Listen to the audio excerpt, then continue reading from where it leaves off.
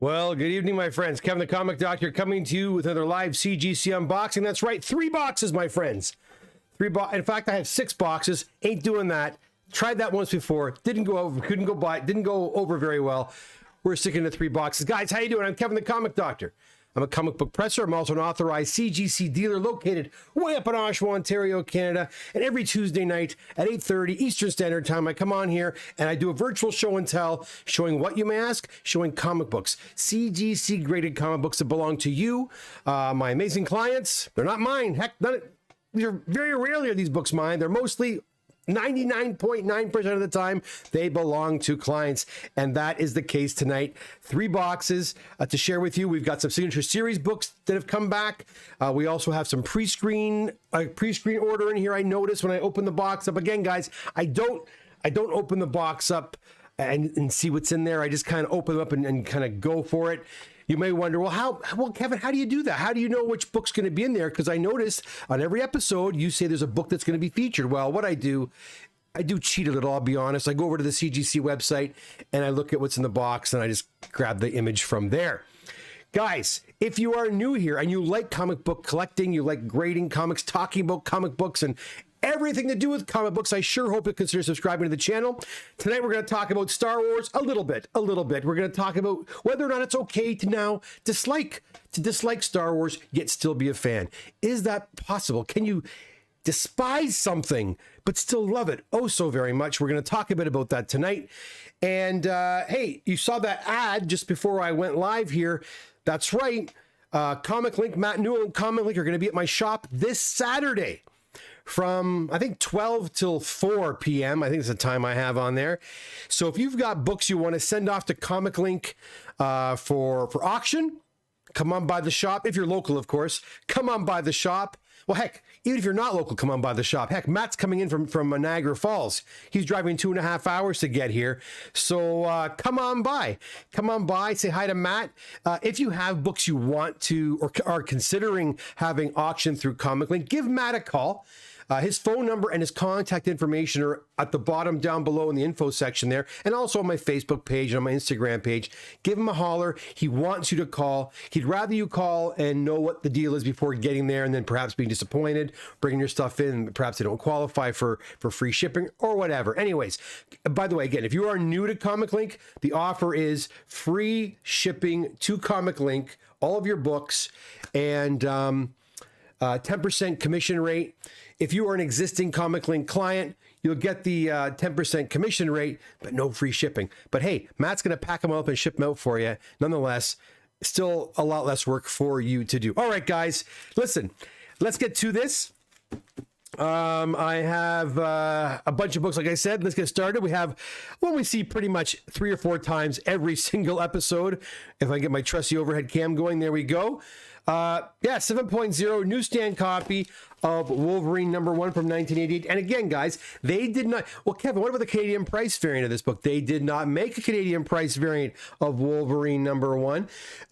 We do, however, have Canadian price variants in issue number 2, 3, and 4. But #1, if you want the, I guess the hard to find issue, it's the 60-cent newsstand copy. We also have Wolverine #1 from 88, and this one got a 9.4.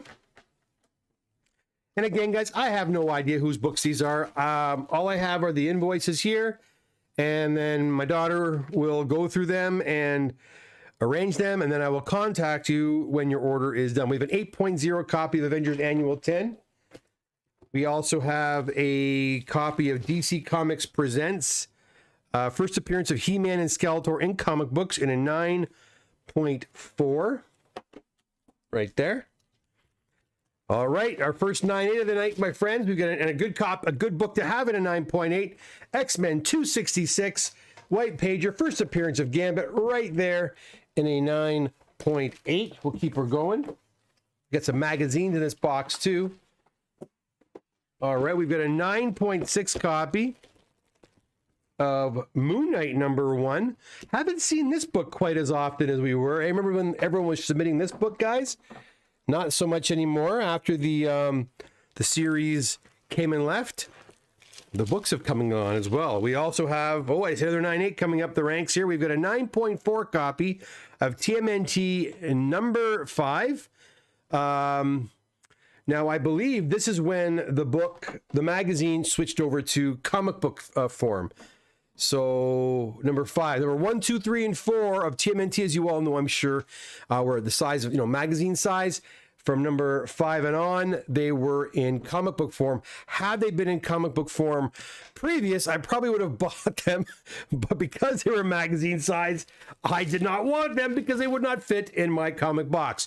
We have a copy here of Omega Man number 3, first appearance of Lobo, at a 9.8 white pager. Okay, I'm going to put these babies away, go over to the chat room and see there's a few guys here tonight. Let's see what you guys are talking about. Let's go over there right now. We got Nick Parker. Hey, Doc. I'm not sure I'll be awake for the unboxing tonight, so I thought I would just leave you some positivity. Oh, thanks, man. When you watch us on the replay, thanks, Nick. The power of one. Oh. You're starting us off on a very disgusting springboard us in a very disgusting manner here.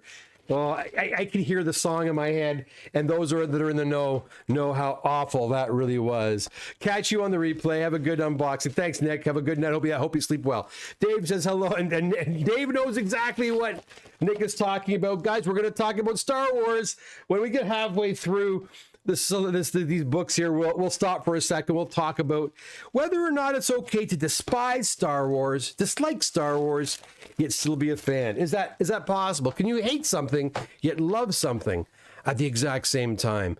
We're going to talk a bit about that, and I'd like to know what you think about that too. So if you are not a subscriber yet, please do so. As soon as you become a subscriber, it takes 60 seconds, and you too can pop on here and converse with me, the Comic Doctor. Again, any questions you might have pertaining to comic books, comic book grading, genre, whatever.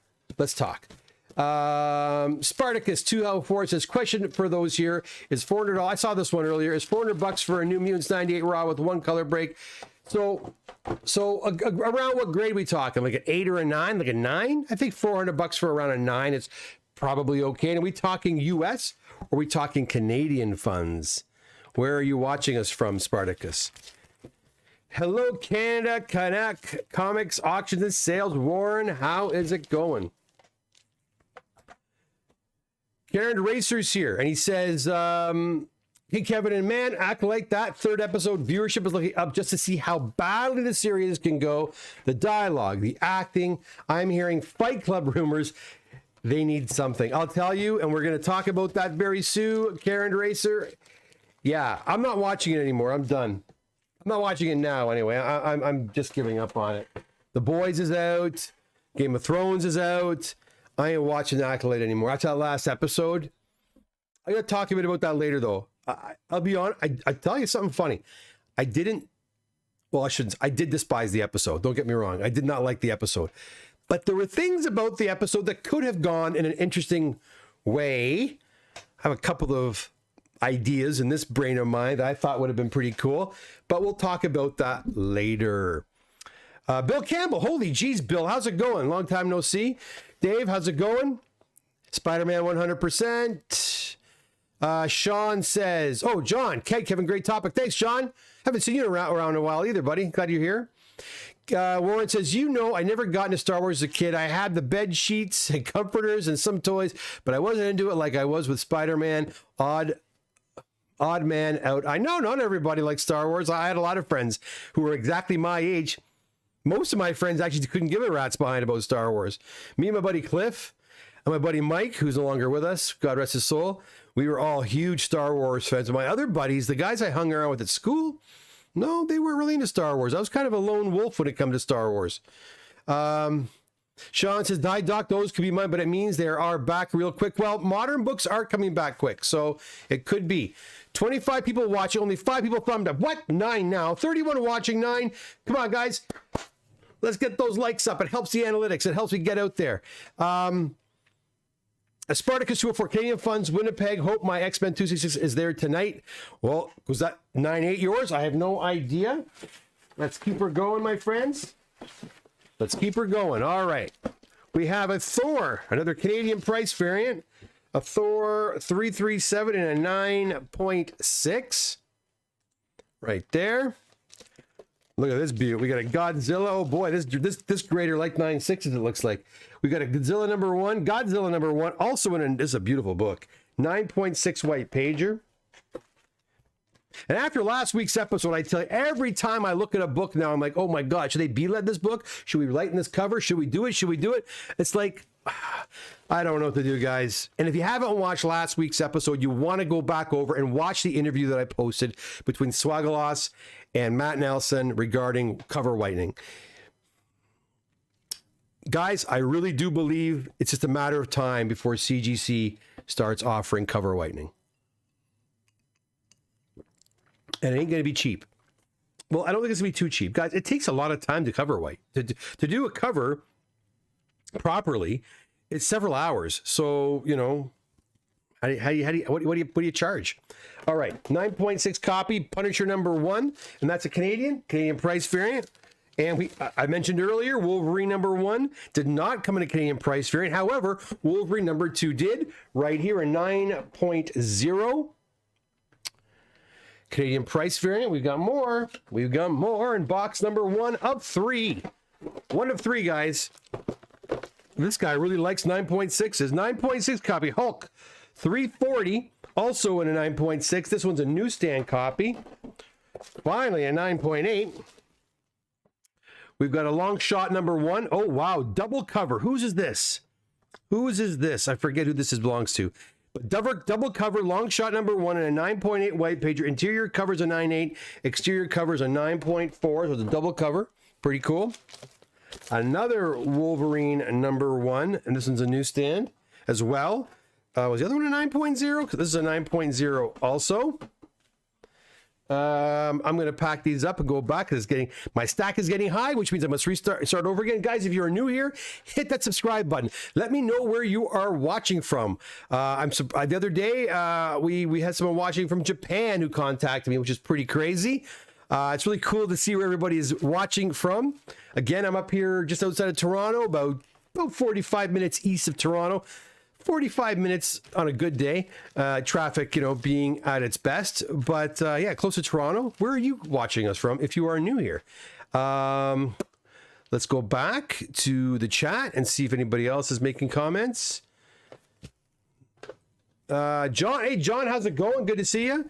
Dannon says, Spartacus, Kevin is pressing a new Mutants for me that hopefully will land around an 8 for me, and I hope to sell raw for $4.50. So New Mutants 98 is going up, so I would hold off until the movie's, or just before the movie is out. Or just before the movie is out.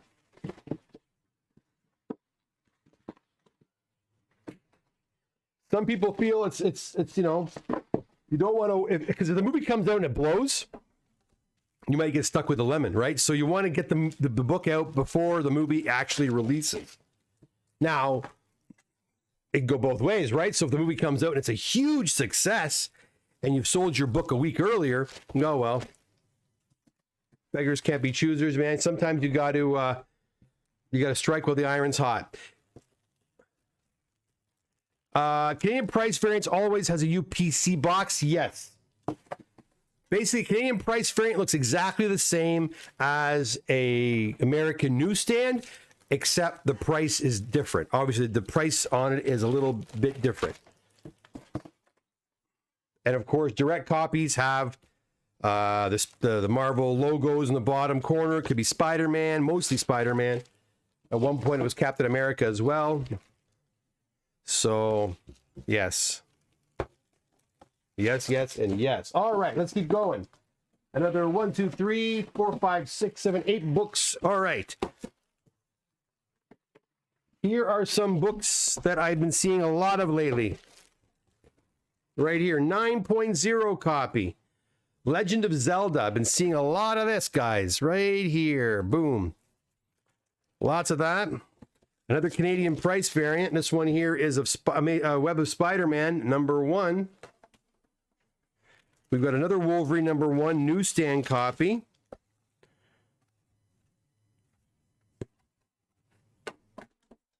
We have got a 9.4 Another Punisher, another Canadian price variant.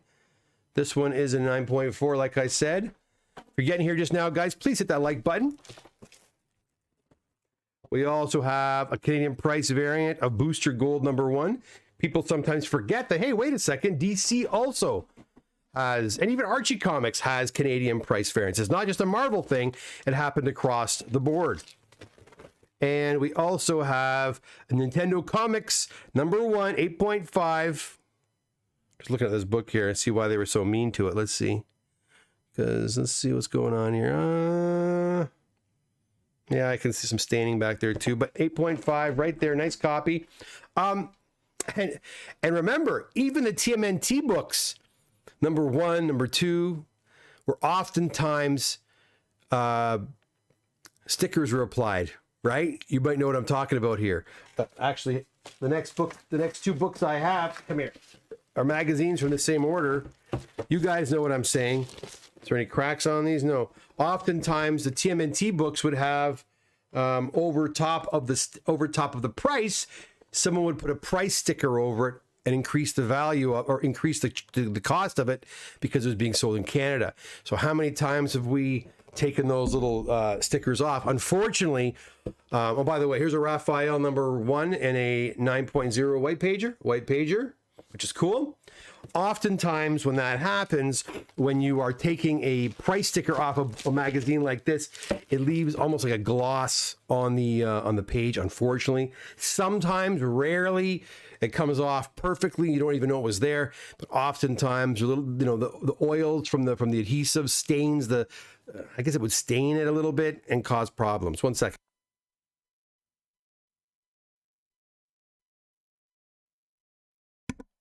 Didn't want to cough. Sorry, guys. Okay.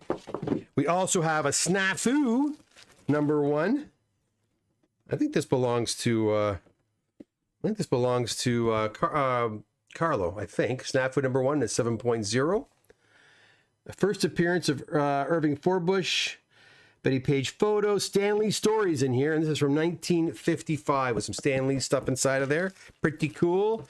Pretty cool.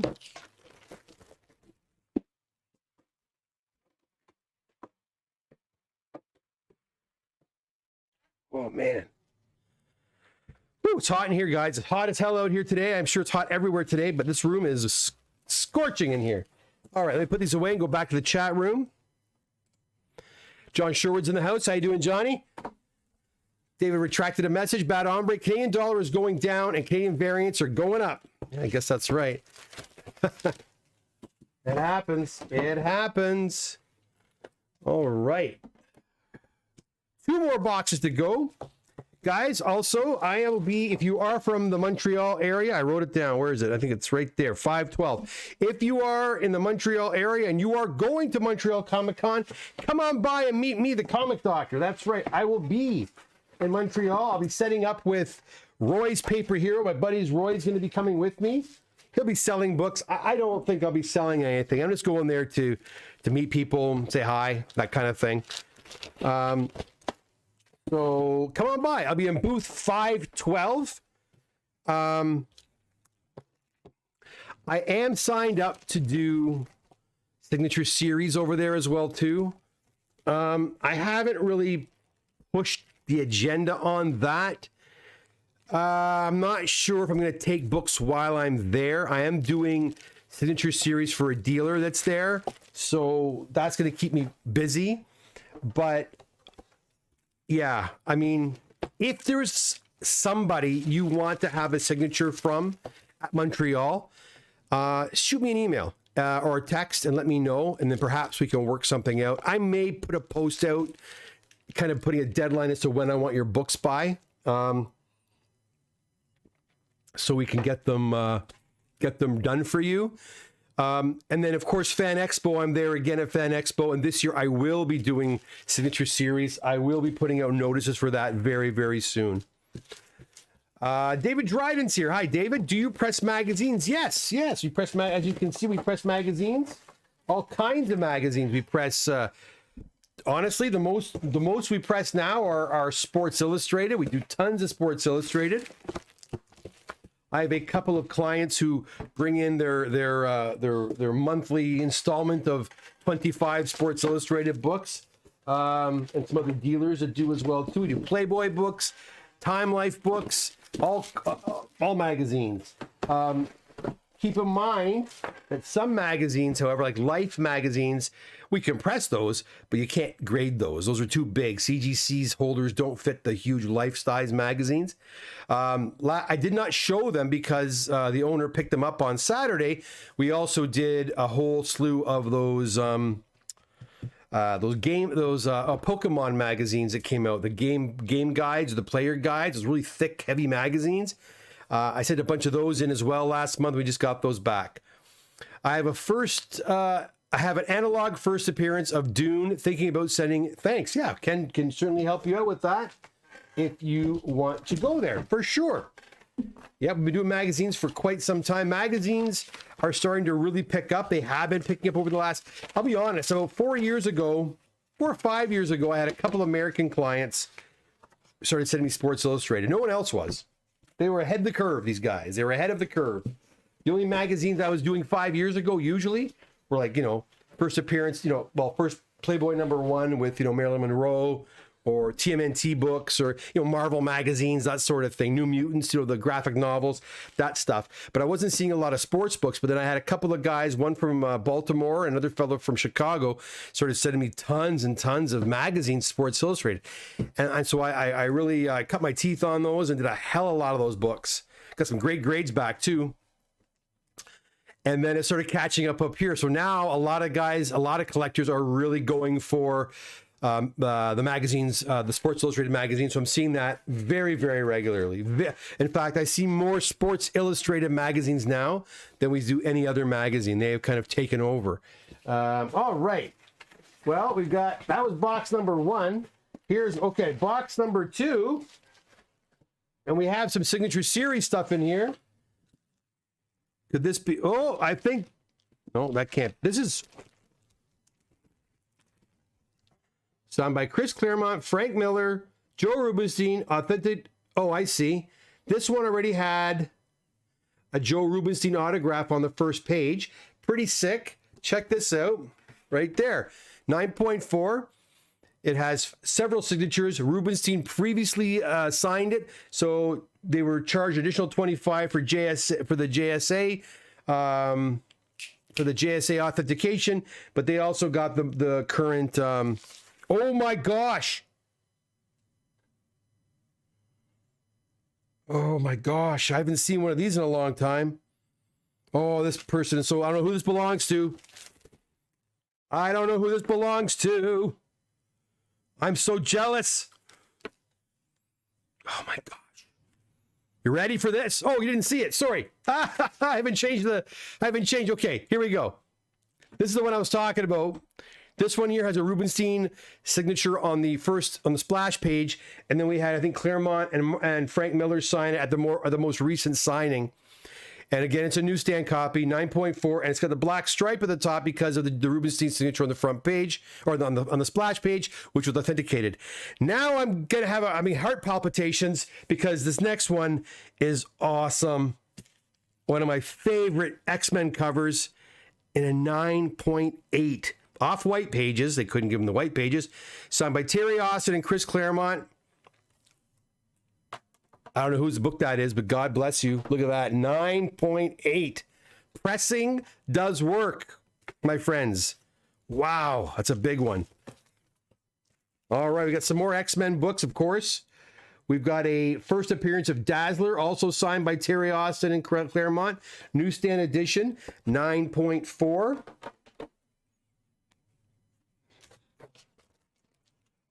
And then again, another one. We got a couple more. Got a couple more in the box too. Here's another one here. I feel bad. I wish John Byrne would jump in on that, man. But what are you gonna do, right? First appearance of Kitty Pryde, 129 and 9.2. Wow, I can't believe that big one there. Wow. All right, let's keep going here. All right. Here it is, guys, 8.5. This one here is Jamie's book, We talked about it last week. Now, this one had the cover lightened. Okay? Ever since we started playing around with this stuff, and again, we don't do this very frequently. I've said this before. We didn't even I don't even really offer this service. Excuse me, but we do play around with it, and we have played around with it. And we did lighten this cover, and we could have kept going. This had 2 treatments, front and back. It still looks kind of tanned, but, and I think I have before and after shots somewhere. I should post them at some point, but it was much darker. Trust me, it was much darker than this. And if Jamie is here, I don't think he is, but if he is here, he can comment on that. We're just happy it came back in 8.5. It did not come back restored. And again, guys, it goes back to what Matt Nelson was saying last week when he was being interviewed by Swagaloss. And again, go back and watch the show if you haven't seen it yet.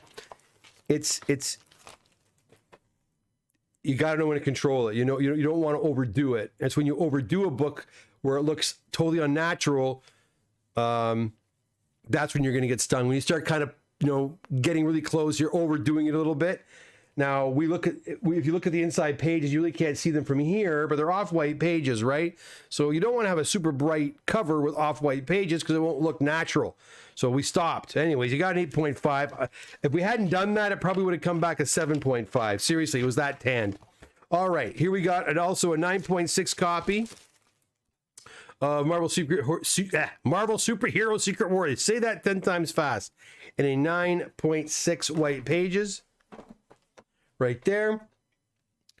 Another book we see almost every single week here on the channel. If you're just getting here now, we have another whole box to go after this one, so don't go anywhere. We've got 3 more signature series to reveal. I know a lot of guys have been really chomping at the bit to get their books back. Let's go back to the chat while I can pack these guys up. And 49 Felix is here. How are you? Spartacus says, sweet, sell that Dazzler now. I think they have to, right? But you never know. You never know. She could still be in the movie. Dazzler could be in the movie. It just might not be Taylor Swift, and that's totally okay with me. Canterbury, those are my X-Men 130 and 129. Well done, Kevin. Hopefully 133 is in there too.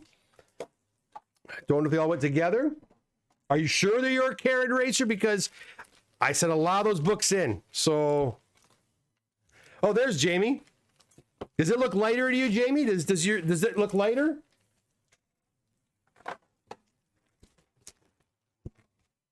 Jamie's look lighter to you? I think it does, eh? Compared to what it was? It was pretty dark, if I remember correctly. Grats, Karen Racer. Looks good, excellent. Gundam Ram J, how are you? Gundam Ram J, how are you? Good to see you. Oh man, I can't. Oh, look at this. I got to show this again. This guys is one of my favorite friggin' covers right there. In fact, if you come to my shop, go on to Google right now. Go on to Google right this second, and look at the door on my of my shop. That is taken from an inside page of 109. Vintage comic books never survive. Well, I don't know. Some do. We got some vintage ones here. Good to hear, Gundam. Good to hear. All right, let's keep going. Let's show you some more of these guys. All right, we got another Wolverine signed this time by Claremont, Miller, and Rubenstein. This one I don't know who this belongs to. So many of these went in, guys. I don't remember. And it's in an 8.5 right there. We have an X-Men 133, another X-Men 133. We had a 9.8 last week. Terry Austin, Chris Claremont as well. Right there. And look, another 9 point, another Dazzler right here, right? So it's signed by Terry Austin. Again, newsstand 9.6 this time. So you never know. Guys, so many of the same books came in. It wasn't even funny. So we'd be very careful and go by all the invoice numbers that are on here and cross-reference them with your own dossier to make sure that your book is in fact your book and not someone else's. That's why I say be careful, and that's why I got to catch myself on here too, unless I'm like, I know that's Jamie's book because I don't have any other Tales to Astonish of that in here right now.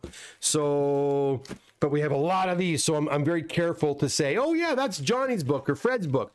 No, I don't know whose book these are. We'll figure it out tomorrow, and we will let you know. And we will let you know.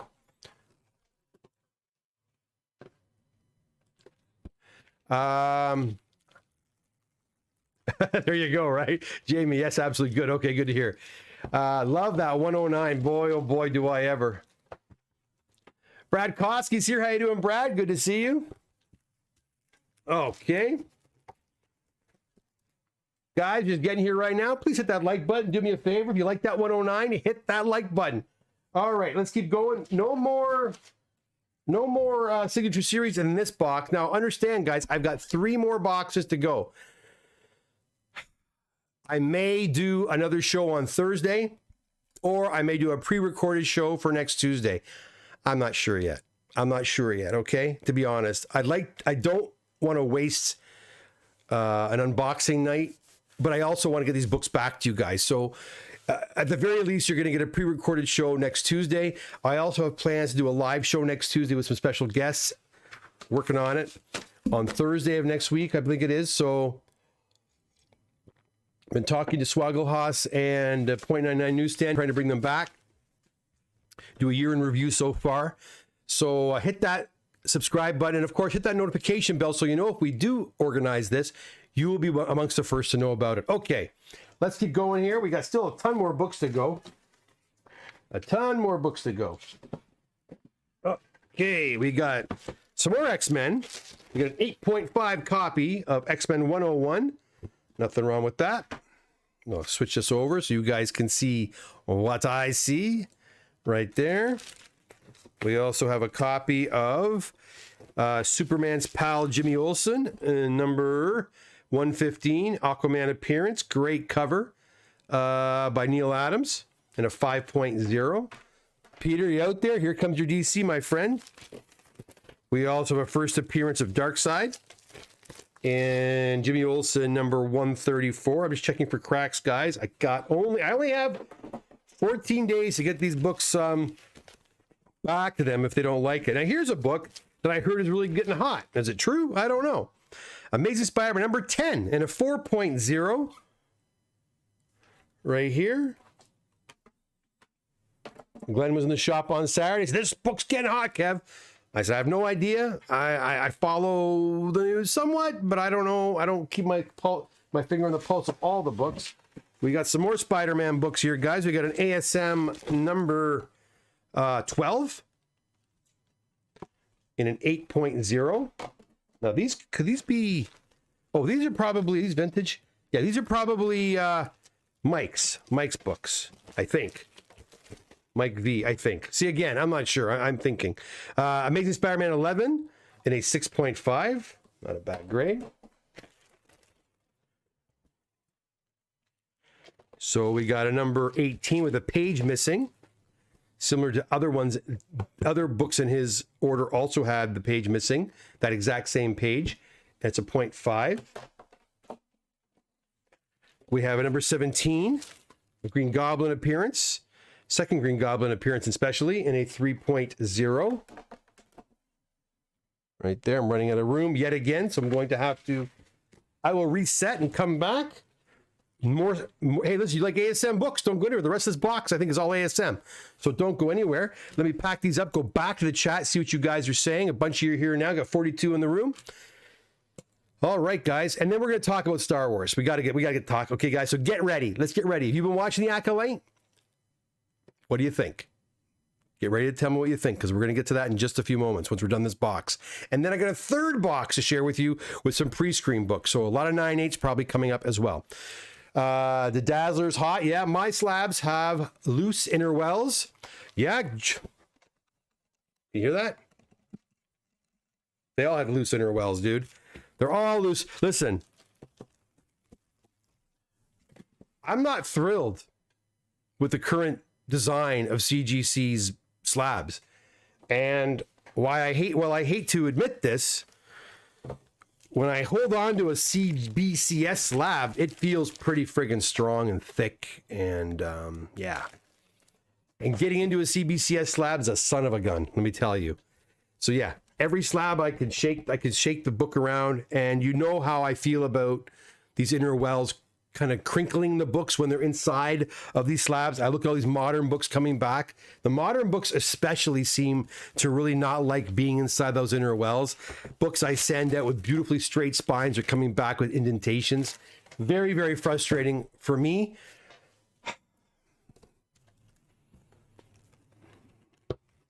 What can I do? What can I say? They don't seem to be very concerned about it, Brad.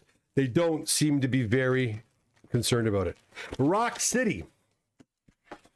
If all goes well, sir, I'd like to bring a few books this Saturday, but it's going to be probably 5-hour drive with construction on the 405. You're going to be around on Saturday, the 405 or the 401. I'm around Saturday. I'm around Saturday from 11 until 4 because, like I said, excuse me, Comic Link is in the house, and so I'll be there a little bit longer on Saturday just to give people an opportunity to talk to Matt should they need that time. And also to take submissions from all of you if you're coming in. I'm happy to work with you and go over some of your books. I got quite a few guys coming in on Saturday already who've made appointments. If you're planning on coming in, if I've contacted you to say your books are ready, and I contacted a bunch of dudes last week, and not many, well, a few came in to pick up their books. So if you're planning on coming in this Saturday, please go on to my website, thecomicdoctor.com, thecomicdoctor.com. Go over to the contact section, hit the appointment button so I know you're coming, and make sure you select pickup so I know you're coming to pick up books. Now, if you're coming in just to do a pre-screen, also do an appointment and hit the pre-screen button, but keep your pre-screen to around 20 books tops, because on Saturdays it's really, really busy. If you've got a lot more, come towards, later in the afternoon. Don't come early in the day, come later in the day. It tends to be a little bit slower then, okay? Let's see what else you guys are saying. But my gosh, Rock City, why are you coming from so far away? Maybe can you mail this stuff in? I hate making you drive 5 hours. I certainly appreciate it, but mail them. Mail them in. I'm thinking it's the way they're being cut before sealed in the case. I don't know what the reason is, buddy, Brad. I don't know. They just seem like they're being crushed in there, and it's really frustrating. I'm telling you with all honesty. Like I'm sorry, I'm coughing today for some reason. I'm currently doing CGC submissions. I'm behind. Go figure. Had my eye surgery 2.5 weeks ago, and I didn't do any submissions for about a week and a half, 2 weeks, and it's all backlogged now. So I've got about 100 or 200 books to submit. I've already gone through about 75 submissions. I've got to do tomorrow. I'm there all day working on it. And I'll be there all week trying to get caught up with that. And then we'll just give you guys an update what's going on at the shop. I might as well tell you that now too. Our turnaround time is pretty good, but we have a dealer that's been waiting patiently for a lot of books. So we're probably going to dedicate about a week and a half to this gentleman's books. He's been waiting very patiently, and it's con season and he needs his books pronto, and he's been waiting a long time. So we're probably going to dedicate a week or so to just his books. There's lots there. We want to get he's got like hundreds and hundreds of books there, and he's been waiting, like I said, a long time. So we're going to get to those, and then we'll get back on it.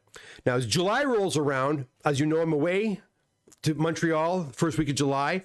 Napur's gone, leaving for a vacation for 2 weeks in July. I'm also going away for a much needed vacation at the end of July with my family. To visit Kevin and Steve down in California at San Diego Comic-Con. It's gonna be fun. It's gonna be fun. I can't wait. Gonna see Deadpool at the Chinese Theater in Los Angeles. Am I excited? Yeah, I'm excited. Fanboy, right? But so July's kind of gonna be a tight month, but we'll be back at it in August. Hardcore in August. So yeah. Anyways, that's where we're at. But we're doing pretty good. We're at about a 2 to 3 month turnaround right now. With 2 months, 2.5 months with our part of it, and then CGC about a month, with 3.5 months tops right now. It's being pretty quick. Remember the old days? Guys? Before COVID, it was like 9 months to a year to get your books back from CGC. From CGC, they were so slow. Rob Bin, be careful. I think that the cover lightning process, specifically UV, is bad for. Oh yeah, you got to cut. Yeah, we have that all figured out for sure. You do not. Okay, and that's good actually, Rob. If you guys are experimenting with BLED, make sure you cover those lights up. That you are not. That you're like I have lights right now, studio lights. I can look at those. Probably not good for me to look at those either. But I mean, they're not UV. Be careful with those BLEDs.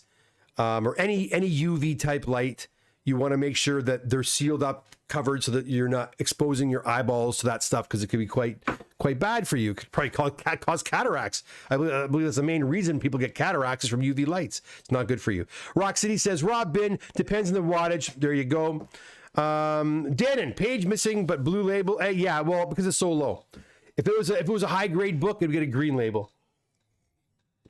When the books are down low, but I'll tell you, funny you should say that, Dan. I just sent a book back, a Hulk 180. Customer was very upset. It was a Hulk 180 missing the Marvel value stamp, and they gave him a blue label 0.5. And I couldn't understand why, because it wasn't like a 1.5. It was probably like a 3.5. Why didn't they give it? So I just sent it back to get a green label. So anyways, yeah, there's no consistency there, Dan. No consistency at all. That's the one thing I can't stand. Love the ASM goodness. We'll stick around, Dave. A lot more to go. Hey, Luke, how are you? 49 Flex talking about the Acolyte. That show needs a clean and press. You're damn right. Let me finish this box off and we'll get to Star Wars. Here we go. All right, so next we have... You can start sending in your Star Wars comments now, because we're going to get to it right in a second. We've got a Spider-Man 16 4.0. First meeting of Daredevil and Spider-Man. Oh gosh, another one. Man, oh man.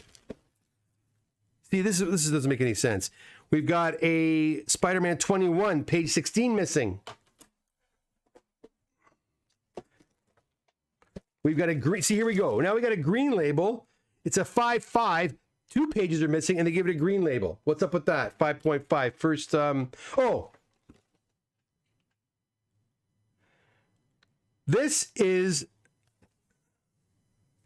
This is, I believe.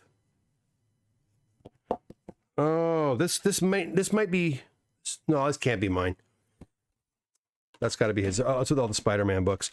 And we have a. Whoops, lost my screen there. We got a number 19 with the Human Torch appearance and a 7. That's a good grade on that baby. A 7.0. And then we got a 2.5 for ASM 24. Right there. And a 2.5. Okay, that's that box. Let's start talking about Star Wars. We'll give about 15-20 minute chat, then we'll go over to the final box with pre-screens in there. Don't go anywhere. I want to hear what you think about Acolyte, because I think hey, by the way, does anybody like it? And don't be afraid. If you do, I'm not going to jump all over you. Do you like Acolyte? If you're a person who is actually enjoying the show, God bless. I'm happy you are. Tell me all about it and why you like it. I'm going to give you my 2 cents worth in a second. Let's go over to the chat room and chat about it. Okay.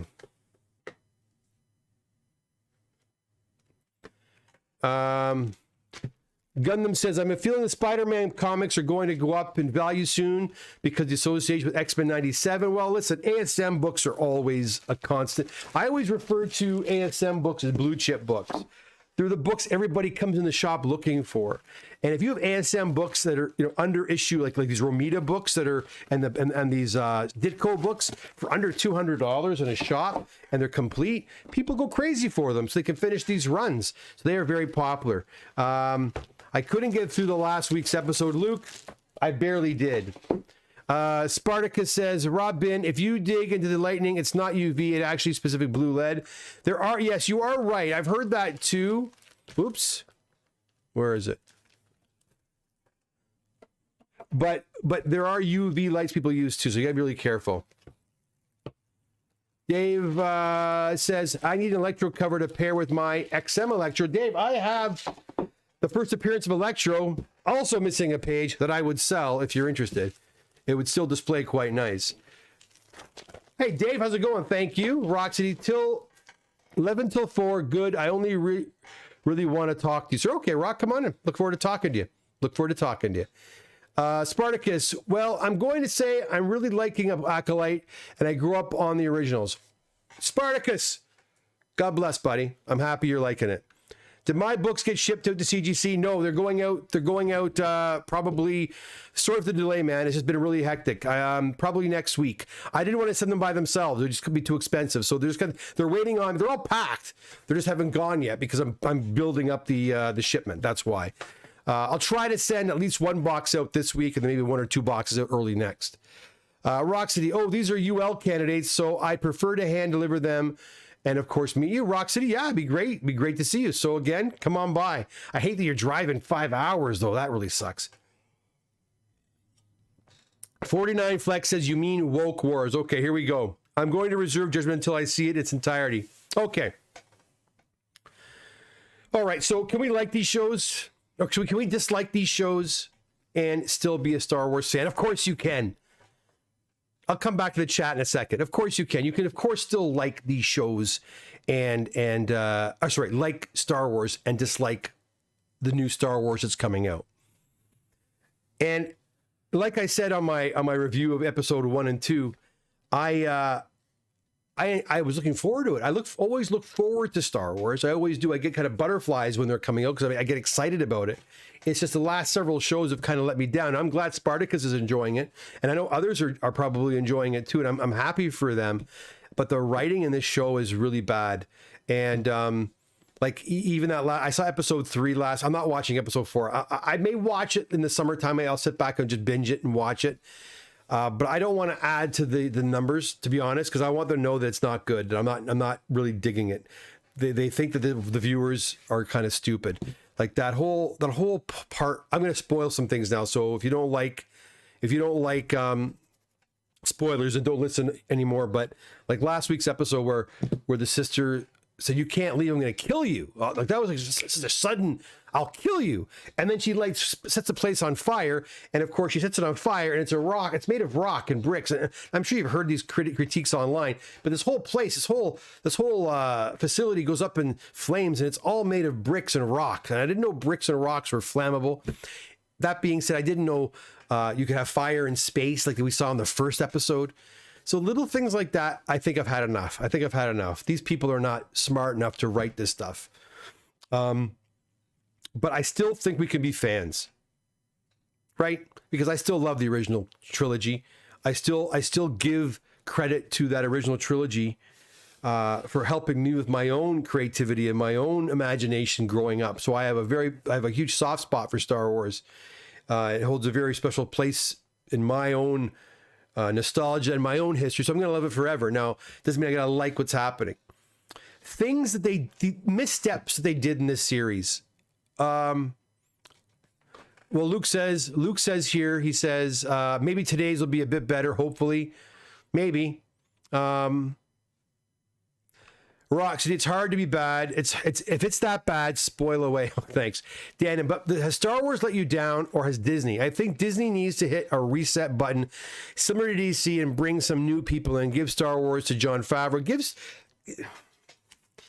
You know what they should do? And look, he's younger than me, and I don't love everything he says. I don't really follow him that much on YouTube. I've listened to a few things he's said. Why are they tapping someone like, okay, I can't believe I'm going to say this. Why are they tapping someone like Star Wars Theory on the shoulder? Guy's got over 1 million followers, diehard Star Wars fans.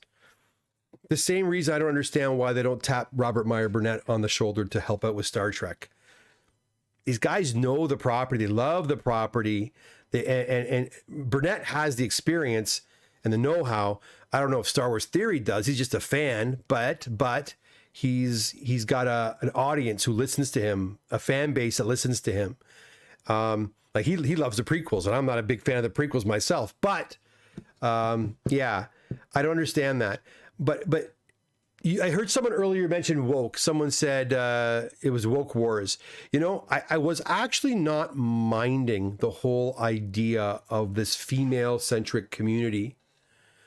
And I thought, wouldn't it have been well, first of all, The creation of these twins kind of lessens the importance of Anakin Skywalker being the Messiah, being this chosen one, right? He is the chosen one. He must be, like if years and years and years have gone by without a chosen one, and the Jedi know that. So these two girls being born kind of doesn't make Anakin's birth any that special anymore. If messiahs are coming around every 100 years or so, or every 50 years, okay. So they're not watching their own shows. They're not watching the movies, and they're not enhancing what's come before. They're pissing on it. It's kind of like what Rian Johnson did. You got two directors working in with each other, I guess.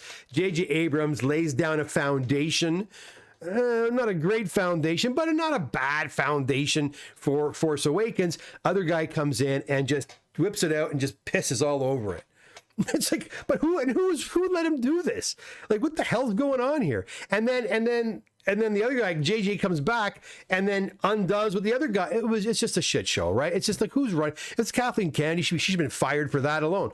I mean, what the hell? So the same thing is now happening with this show. So the show comes out, it's canon, like you said, and they're pissing on what Lucas did in the Force, or in the prequel movies, in the, what do you call it, Phantom Menace and the rest. He's a chosen one. But I thought, wouldn't it have been cool to shut everybody up in this female society of all women if she gave birth to a male, to a boy? Interesting, because we all expect to see exactly what they're giving us now. This woke agenda you mentioned. Yeah, you're right. It is. I didn't mind it. And if they would have wrote it better, it probably would have been more palatable, but it was so badly written and those girls were not that good. But get rid of the girls and make them boys. A boy, not two, one single boy. And could that boy not have been Darth Plagueis or something like that? Could they not have done something like that? Throw a curveball, shut everybody up, Anyways, I was just thinking about that today too. But the show is just so poorly written and just so silly. You're watching and going, what the hell's going on? And all these people running around. It's just so bad. And how about this? You know that what is the one Jedi who dies, drinks that poison and dies for no reason, by the way. What was that character's name? The one who was kind of floating there in that Jedi, in that trance. You know who he looked? I'll tell you who he looked like in just a second. But he reminded me of a character, and I thought about who it would be. Let's go to the chat room because you guys are piping up here. I want to hear what you have to say.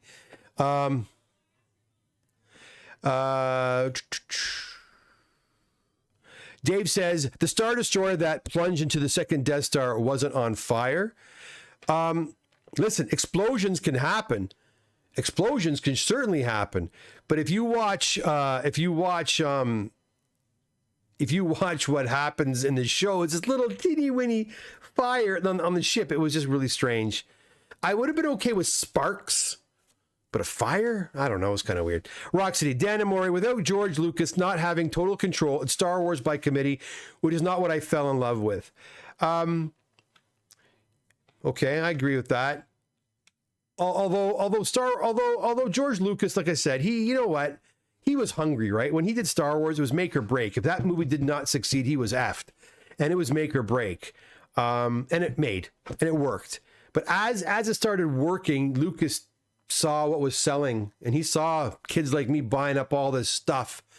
And he started making it more for kids. He always said, well, again, I said this last time. He said that Star Wars was made for kids. I don't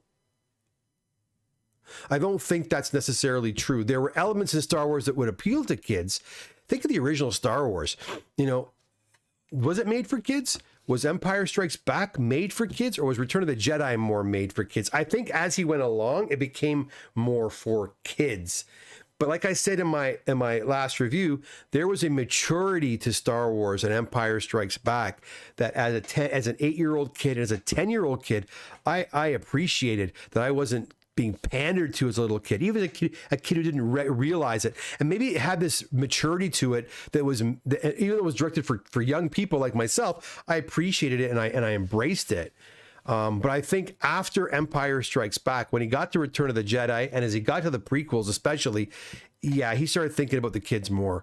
And and understand when the Jedi, the what do you call it, the Revenge of the Sith came out, he'd undergone a lot of flack from people. And notice what he did with Revenge of the Sith. He matured it up a little bit. You know, Jar Jar Binks had one line in it, I think, or maybe he had no lines in it. And the whole movie was much more heavy than the previous two. So, I mean, yeah, I think there's that marketing man and there's that marketing guy, that salesman in Lucas, right? And, you know, he wanted to sell lunch boxes and toys and lightsabers and T-shirts and hats and whatever. And he knew kids were his main purchaser of that, which is really weird because those kids are us now, and we can afford to buy this stuff. And Disney doesn't realize that. Like if I was 90 years old and I couldn't do anything, okay, I can understand it. I'm not 90 years old. I'm still a healthy young guy. Well, middle-aged man, I want to say. But I have the means to have fun. I have the means to go and waste my money on this junk, and they don't want my money, so I won't give them my money. So much so that I'm probably going to end up just getting rid of Disney Plus very soon. But Bear's on there, so I like the Bears. Other shows on there I like too. Dave, okay. Barlord. Oh, where'd it go? Barlord. RMB should absolutely be consulted. I agree. 100%. Why would they not? You know what? Because they're arrogant. They're pompous and they're arrogant. They're arrogant people. And he's criticized them. He's criticized them openly on his channel, and they won't let him in now. For sure, they won't let him in, and they should. If they were smart, they would, because he knows his shit. Right? What is a Sith Lord? What if the Sith Lord is a female? Well, she's going to be. They're probably going to make Darth Plagueis a woman, I would think. Spartacus 204. Good to defend some of it. Many scenes that show fire in space. Notre Dame church burnt down. Anakin was made by the Force. Twins were made by someone using the Force. Yeah. A great one once said, everything woke turns to shit.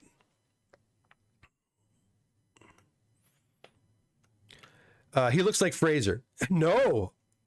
Okay, I'm going to show you. Do I have time? Okay. He looks like, what's his name? The original Planet of the Apes. Remember the one astronaut who had a lobotomy? He's sitting there at the end with his tongue sticking out. And they turn him around. That's who he looks like. That's who he looks like. They made him look like that. I forget what that character's name is in Planet of the Apes, 1968. That's who that Jedi looks like. Curious at the modern Disney stuff, but he looks like Fraser too a bit. You're right. Curious if the modern Disney stuff will be nostalgic for the new gen, similar to how the prequels are more beloved now. I don't know. I don't know what to tell you. All I can tell you is my kids, they're checked out of Star Wars. They're done with Star Wars. They could care less about Star Wars. You know, they actually, they feel the same way about Marvel too. You know, so I don't know. I would assume somewhere, but I don't think the toys are selling like they used to sell, right? So will kids look at Rey? I can tell you that young girls don't give a shit about Rey. I can tell you that right now. This whole notion of trying to turn this, I've heard that people saying it in this male brand into a female brand was a seriously huge misstep. It really, really, really, really was. You alienate the original fans, you turn away young boys, and the girls that you're trying to appeal to don't want to watch Star Wars. They just don't. They just don't. My daughter never wanted to dress up as Rey and she was the right age. My daughter, when Force Awakens came out, my daughter was, what was it, like 10 years ago now? She was like probably 4 or 5 years old. She didn't not, you know who she loved? Han Solo. She loved Han Solo and Princess Leia. That's who she liked. You know what I mean?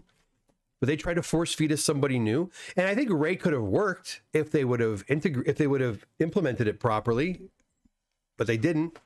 They just force fed. They force feed. Doesn't work, guys. Doesn't work.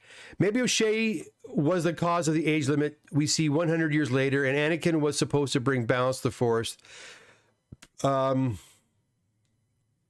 This issue with Star Wars Theater is he's read all the expanded universe. It's not canon, but they keep borrowing from it, right? They keep borrowing it from it, Spartacus. So I mean, and that's another thing they did too when Disney took over. They said we are not going to use the expanded universe as it's not canon. But they're cherry picking, which is okay. Cherry pick it. But yeah, I don't know. Danon says, Phantom Menace for me is when it started pandering to kids. Movie with no Jar Jar would have been a different tone. I'll tell you. I think Lucas made. I can complain about these Star Wars. I can complain about those Star Wars too. I've always said that Jar Jar should have been gone. Shouldn't have been in this film. Or if he was in this film, not make him sound like that. He could have sounded different. I didn't mind his design. There were the other Gungans that we met. The one he was fighting with at the end. He had more of a deeper voice, kind of like this, like someone like that. If they would have just made him like, or give him some kind of alien sounding like Chewbacca, that would have been, I think, more appropriate if they were going to go that route. My biggest problem though was with Anakin Skywalker. The kid they got stunk. No offense if you were watching. I forget his name now. I didn't care for him, and I felt he was way too young. And I think that Anakin should have been the same age, or maybe a year or two younger than Ben Kenobi. I wanted to see him closer to Ben Kenobi's age, and I think it would have made more sense when they brought him in front of the council. Oh, this kid's way too friggin' old. He's like friggin' Kenobi's age. You know, I think I would have liked that, and I wanted to see a love triangle between Padme and Ben and Anakin, and not necessarily a real love triangle, one that's created in his head, in Anakin's head. And they kind of alluded to it at the end of Revenge of the Sith when Kenobi comes out of the ship. You're with him, that kind of thing. That could have been so much more powerful had they been building that jealousy for 3 movies. That there was this kind of, does she like him more than me? I think that would have teetered him more towards the dark side. Would explain his hatred for Kenobi more, because I felt that I didn't believe that he would just turn on his friend like that quickly. I don't know. That's my opinion. I always thought that they should have made him older, and I did not like Hayden Christensen in that role. I thought he's a terrible actor. Like even now, like, sorry Hayden. I mean, I'm glad you're working and all that, but he was terrible. And maybe it was the dialogue that he had to work with. But you know, but Ben Kenobi or Ewan McGregor, he pulled it off. What's his name? Christensen's not the actor that Ewan McGregor is, right? So I don't know. Spartacus, yeah, Jar Jar was horrible attempt at comedy relief. Cancel but come back for Andor season 2. I didn't mind Andor. Andor was okay, kind of slow, but it was all right. Disney, no, most people are going to buy their stuff. They aiming for the next gen. They are, but the next gen ain't having it. That's the problem. It's not working. It's not working. It just isn't. Hey, Kev, did I miss anything juicy? I don't know. Go back and watch, Mark. Go back and watch. I didn't see any TMNT books. Dan and Queen Amidala got more love from young girls than Rey did. Yeah, I think you're right. She did. Bill Campbell says Landon was the guy who got Landon. That's it. Thank you. Landon from Planet of the Apes had a lobotomy. Guys, go over to Google, type in Landon, Planet of the Apes, lobotomy, and don't you tell me if that guy does not look like the Jedi we saw floating around in episode 2 of The Acolyte. Brad, Hollywood milking Star Wars like a anorexic cow. Unfortunately, you're right, Brad. Give us a Dr. Aphra, but a sexy Tomb Raider version. I'll take that. Danny says the dialogue written for Jake Lloyd was not great. Now this is pod. Oh, yeah. I didn't love the pod racing scene, to be honest. Everyone's so crazy about the pod racing scene. I didn't love it. And again, I think part of the reason why I didn't like it was that stupid kid. I didn't like the kid. If it was a teenager, like a 14-year-old or a 13 or 14 or 15-year-old, I could have bought it more, but not a 9-year-old, 10-year-old. It just, I didn't care for it. Sorry, Kenobi's love died. Listen, I didn't say that Kenobi and her were romantically involved. Okay? I didn't say that. What I said was, it's in Anakin's head. I think they're friends, and that friendship could have been misconstrued by Anakin as romantic. And that could have been something he hid and built in front of him. And something that Padme would reassure him was not the case. But he would still, and it's also something that the Palpatine could have used to needle him more to go to the dark side. That's what I think. Anyways, guys, I think we can still love Star Wars for what it was, or we can pick and choose what we like. I think this this woke period which we are in, the panderverse that we are currently in, it's going to come to an end. It's not working, and I wish they would finally just get rid. They need a clean house, get some new people in there. I also think, really, if you're going to have people work on a project like this, there are enough people out there that love this so much that would take care of it and that would be great custodians of this property, that it could be protected and nurtured and properly executed. And yet they keep going back and picking people who know nothing about Star Wars, nothing about where it's been or where it should go. And it all starts at the top. And unfortunately, Kathleen Kennedy, it has to start with her because she's the big boss there, right? She's the CEO of Lucasfilm. She should have been gone after this the sequel trilogy. It was a mess. Woke up Disney. That's right. Me used to think pod racing was coolest. Yeah, some guys really liked the pod race, and I think the sound was pretty cool. I just didn't dig it, man. I think it was because of that kid. That kid drove me nuts. I just couldn't stand anytime he was on screen. I didn't want to watch it anymore. It was bad. Okay, let's get going back to these comics, guys. You can still talk about Star Wars if you'd like, guys. I'd like to hear what you think, but we need to get through these. All right, let me put some of these away, and we will get to the next box. These should be organized tomorrow, and I will be writing people for pickups probably on Thursday. Okay, let's push this out of the way. All right, box number 3. Oh, we do have a we actually have one. We have one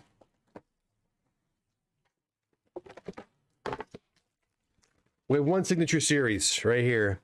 This has been gone for a long time. We've got Chris Claremont, Tom Orzechowski, and Joe Rubenstein. All right, here we go. Nice. 9.4. This is Greg's, I think. See, here I am going again, guys. I think it's Greg's book. Right there, it's a newsstand copy of the first appearance of Gambit. I wouldn't be surprised if my other 3 boxes have a lot more signature series in there. We also have a Marvel Spotlight 28 and a 9.2. I think this was a Kraken press, if I remember correctly. This could belong to one of my clients out in BC. I think. Not sure. Again, I shouldn't say these things. And by the way, guys, if you're new here, or if you're thinking about having your books pressed and clean, and you're not local, guys, don't worry about it. I've got clients from California, New York City, Florida, Chicago, all over the United States, actually, from coast to coast.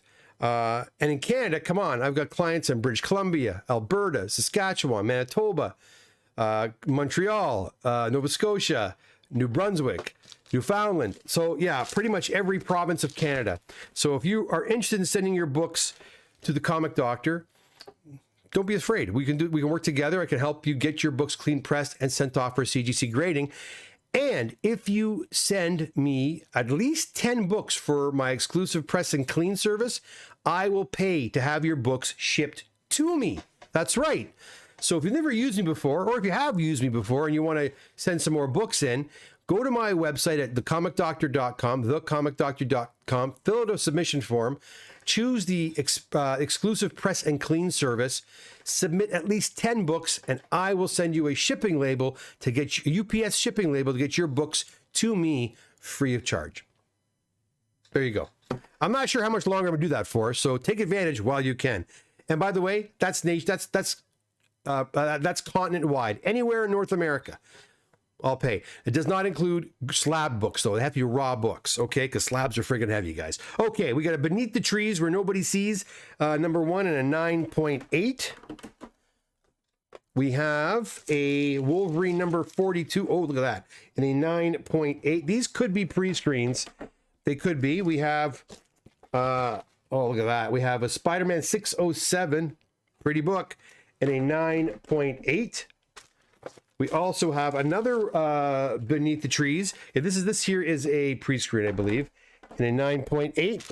And we have an X-Men annual number 14, also at a 9.8. Guys, this one here is a tricky one to press and clean. Also at a 9.8. It can present some problems. Just letting you know, if you're going to press it yourself, be careful. Be very, very careful on this one. All right, let's go back and pack these guys up.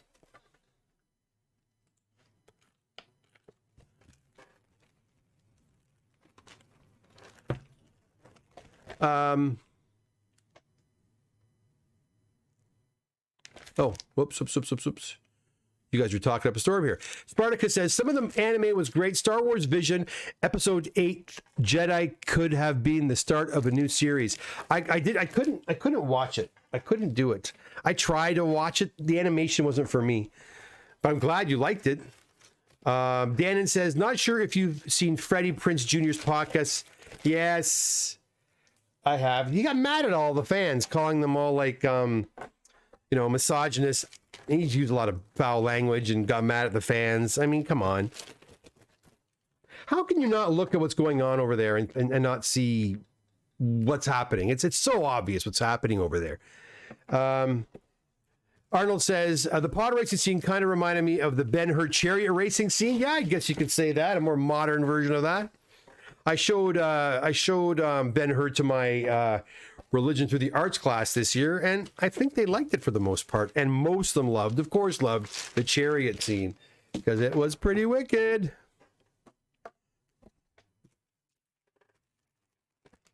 Lucas asks, he could be a good fit to be involved with Star Wars. You're talking about Freddie Prinze Jr.?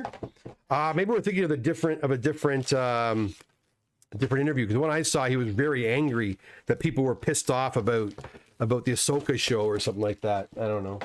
I love Rebels. I thought Rebels was quite good. See, a cartoon that and there was some silliness in that, but I really liked it.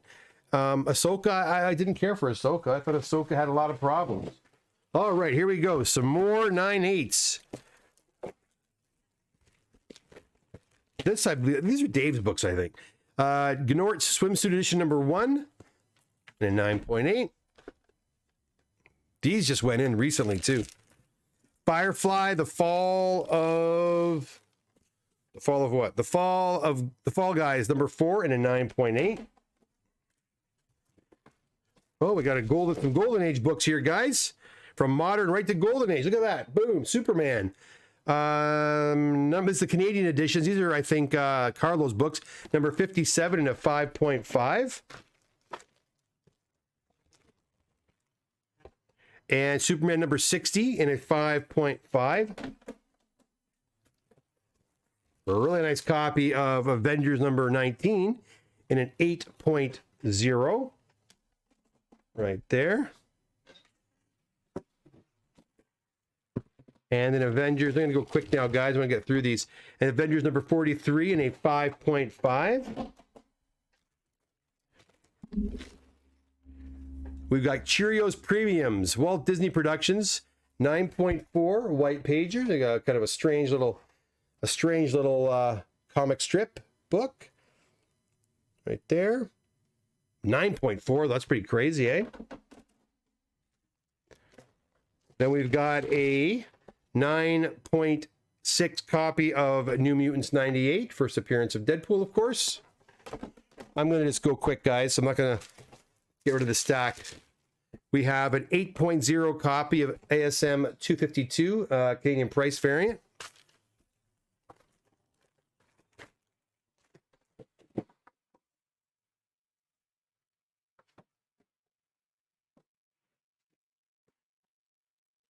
Ultimate Fallout 4 9.4. And we have an ASM 300 in a 9.2 right here. These came back super duper fast. Holy cow. I remember just studying these not too long ago. Here's a platinum edition of Spider-Man number 1 in an 8.5. Why were they so mean to this? It was nicer than that. It's got some Okay, I can maybe see why. 8.5 Platinum Edition. That's the hard to get one right there, guys.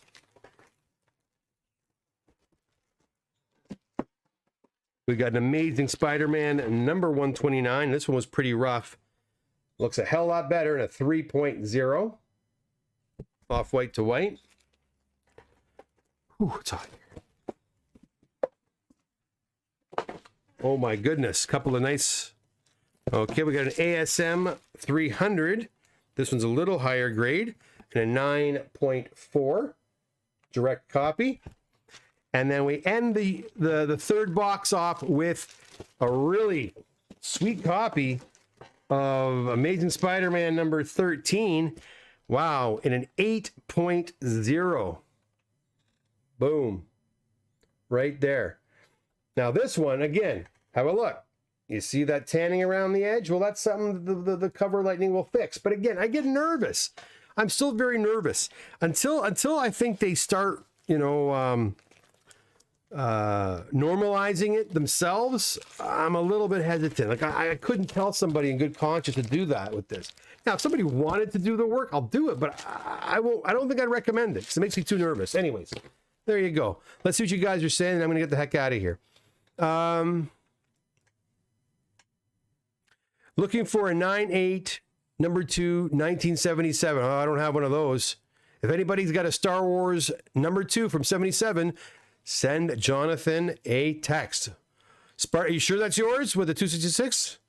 Well, it's the only one I think I sent for signature, so it may be yours. Nothing better than Golden Age Superman. All right, there you go. Boom. All right, guys. Listen, thanks so much for popping by today. I hope you enjoyed that unboxing and that discussion. Let me know what you think. Are you a fan of modern Star Wars, of what we're getting lately from Disney Plus? Heck, we're not getting anything in the movies, are we? We're just getting, all we're getting are these TV series that are really controversial and divisive. But what do you think? Are you enjoying them? If so, let me know in the comment section below. If you're not digging them, why you're not digging them, and can we still be fans? Can we still be fans even though shit's gone sideways? Let me know what you think. Also, guys, remember this Saturday at the shop, Matt from Comic Link's going to be there taking books in for auction submissions. Give Matt a call or email or text. Let him know what you got if you're interested, so you know if what you've got works. We'll be at the shop from, I think it's 11 or 12 to 4. I forget, my gosh. Probably 11 to 4. I'm also there taking submissions for grading, of course, and pressing. So come on by. Charlo upstairs and Napur will be upstairs, and the Comic Loft as well, with all kinds of stuff. They've actually added LPs to the stash too, guys. The Comic Loft has all kinds of stuff, not just comic books, toys, video games, albums, rock and roll albums, any kind of whatever. So come on by and check them out as well. Remember, if you are going to be in Montreal, I will be at booth number 512 with Roy's Paper Heroes in Montreal. So mark it on your calendar. Come by and say hi. I know I have a lot of Montreal clients and fans. I'd love to meet you at the Montreal Comic Con. And later in the summer, I'll be at Fan Expo taking submissions for pressing and cleaning, and of course, signature series as well. Guys, that's it for me. I hope you enjoy the rest of your week. I may be back on Thursday. Maybe not. Hit that notification bell so you know when I do go live again. Until next time, my friends, take care. Have a great rest of your week. And until next time, see you again here live on the Comic Doctor YouTube channel. Until then, bye for now.